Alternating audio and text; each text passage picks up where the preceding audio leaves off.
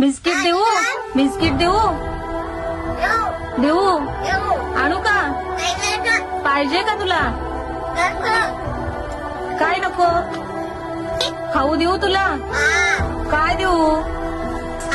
दमलास? दमलास तू? बाबा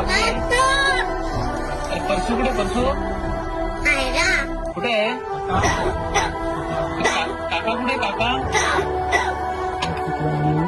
झाल्या. आई कुठे आहे तुझी? शाळेत गेली? तुझी आई शाळेत पण जाते? आवाज द्या ना त्याला.